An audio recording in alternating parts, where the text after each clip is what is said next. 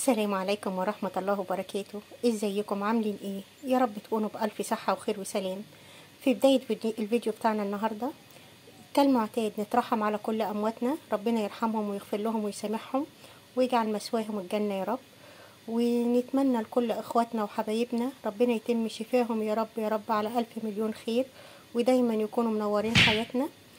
ايه رأيكم في الجمال ده النهاردة والحاجة اللي تاخد العقل دي؟ ايه رأيكم في انا النهاردة الطبق بتاعنا سمك زي ما حضرتك شايفة كده، هو سمك جزل. انا عملته بطريقتين، مقلي زي ما حضرتك شايفة، وعملته في الطاجن. انا بحب من عشاق اكل الطواجن، هو صحي جدا وبياخد الاكل كده في سكة تانية خالص في الشكل وفي الطعم وفي الريحة. وعملت معاه رز صيادية بطريقة بسيطة ومبسطة شبيهة لرز الكبسة. وبرضو في حلقة تانية وفيديو تاني هنكون مع بعض هنعمل سمك الصيادية، رز الصيادية بطريقة تانية خالص. وبرضو احنا لسه في بداية القناة، هنعمل السمك ليه طرق كتيرة متعددة في التقديم وفي العمايل. لو عجبك الفيديو النهاردة ما تبخليش عليا بالكومنت واللايك الحلو من احلى ست البنات. واللي لسه ما اشتركتش في القناة فضلا وليس امرا يا امرايا اشتركي في مطبخ دودو.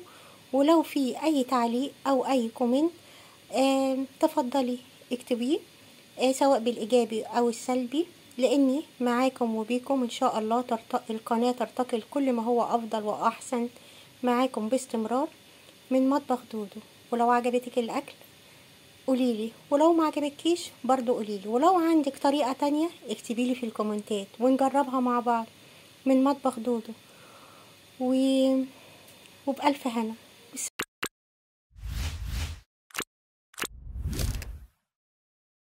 اول حاجة انا جايبة حلة وحاطة فيها معلقتين زيت ومقطعة بصلة كروب، هخليها تحمر خالص، وده بداية اول حاجة بنعملها في الرز. زي ما حضرتك شايفة كده انا هسيب البصلة لغاية لما تحمر خالص، عشان انا عايزة يبقى زي رز الصيادية كده. زي ما حضرتك شايفة كده بالظبط البصلة ابتدت تحمر، انا عايزاها اغمق من كده كمان. زي ما حضرتك شايفة كده البصلة بتاعتي احمرت، انا هنزل عليها بالبهارات بتاعتي اللي هي عبارة عن كركم وكاري وكمون وقرفة وشطة وحبيتين لومي وعود قرفة. البهارات تتشوح مع البصلة، وحطيت معلقتين صلصة ومعلقة هريسة شطة اختياري. هشوح كله مع بعضه زي ما حضرتك شايفة. عايزة اقولك الريحة حاجة كده وهي. وبعد كده هنزل عليها بالمية السخنة. انا نزلت عليها بحوالي 3 كوبايات مية سخنة، لان انا هعمل 3 كوبايات رز مصري.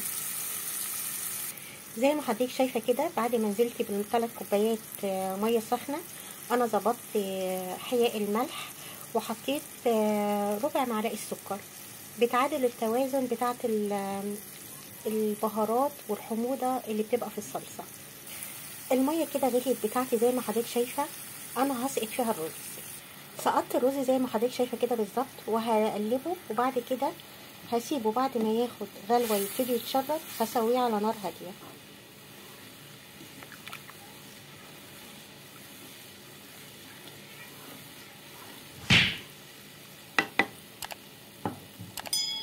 هسيبه يغلي وبعد كده هوطي عليه. الرز عندي هنا ابتدى يغلي زي ما حضرتك شايفة، انا حطيت فيه قرنين فلفل، ده اختياري حسب الرغبة. هقلبه وهوطي عليه يستوي على نار هادية.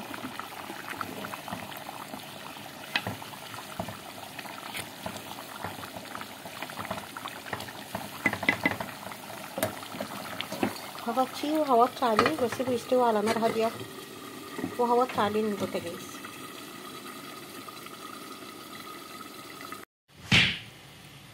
كده شكل الرز بتاعنا بعد ما استوى، شكله مفلفل زي ما حضرتك شايفة وشكله حكاية.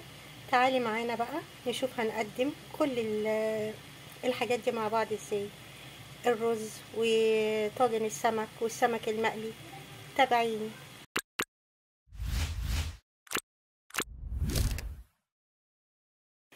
معايا تقريبا كيلو وربع من السمك الفيليه الجزل زي ما حضرتك شايفة. وانا محضرة بتاعته اللي هي التتبيلة بتاعتي عبارة عن توم، شطة، هريسة شطة، كمون، كزبرة، ليمون، كل التتبيلة البهارات اللي هي التتبيلة المعتمدة اللي احنا بنعملها مع بعض. وبعد كده هتبل السمك بتاعي عادي خالص. انا كده تبلت السمك بتاعي زي ما حضرتك شايفة كده بالظبط، وهبتدي اعمل له الخلطة بتاعته اللي هي بتاعة القليه. اول حاجة انا جبت طبق حطيت فيه كوباية مية، وهحط عليه كوباية دقيق وهقلبهم مع بعض. انا بعد ما حطيت كوبايه الدقيق وكوبايه الميه زودت كوبايه ميه تانية، لاني انا عايزاها هتبقى سايله بالظبط زي سمك عجينه الكريب. وبرضه هحط عليها معلقه تتبيله من نفس تتبيله السمك.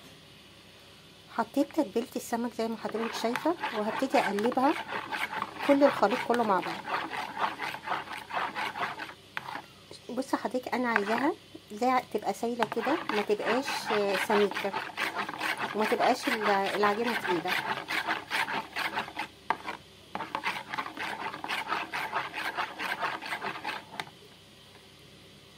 وفي نفس الوقت هجيب برضو بولة تانية واحط فيه دقيق وابهره زي ما حضرتك شايفة كده. انا جبت طبق او اي حاجة صينية، حطيت فيها دقيق وبهرتها بالملح والكمون، وتقدري حضرتك تحطي الشطة او حسب ما حضرتك حابة.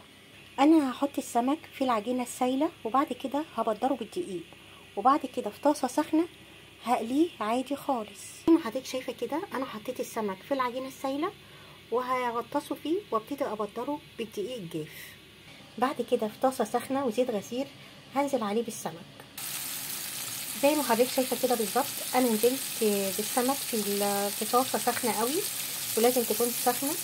طريقه قليه السمك الجزل او الفيليه بالطريقه دي بتخليه مقرمش. زي ما حضرتك شايفه كده انا الاول نزلت على زيت ساخن، وبعد كده هوطي النار يعني ما تبقاش لا عاليه قوي ولا واطيه قوي عشان يستوي براحته. انا كده خلصت بقيت تبدير كميه السمك كلها، وحاطه كميه في الطاسه. انا كميه هخليها زي ما هي كده مقليه، وفي كميه تانية نص الكميه هطبق معاكم احلى طاجن جزل حكايه.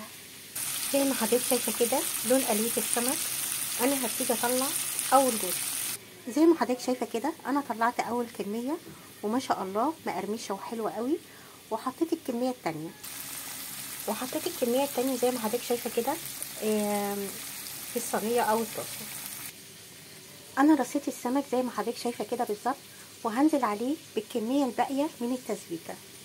زي ما حضرتك شايفه كده انا نزلت عليه بكميه باقي تسبيكه الصياديه، وهزينه بالفلفل، والفلفل ده اختياري.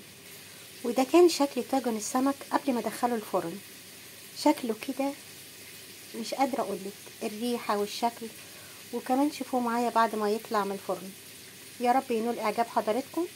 واللي وصل معايا لغايه المقطع لغايه اللحظه دي يكتب اللي هو مقطع طاجن السمك، واللي لسه ما اشتركتش تشترك في قناه دودو، ولايك وشير واحلى كومنت من احلى اصدقاء واخوات مطبخ دودو.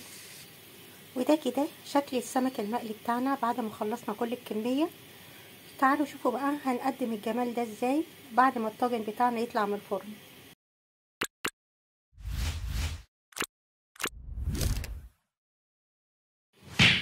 ايه رأيكم في الجمال ده؟ اللي حاجة كده فاخر من الاخر تاخد العقل. ده كان طاجن السمك بتاعنا بعد ما طلع من الفرن. حاجة كده خيال، ريحة وشكل. احنا النهاردة قدمنا السمك بطريقتين. عملناه نصه مقلي عادي خالص، والنص التاني احنا عملنا جزل عملناه في الطاجن. للي بيحب ده تمام، واللي بيحب ده تمام. لو لسه ما اشتركتيش عندي في القناة فضلا وليس امرا تفضلي بالاشتراك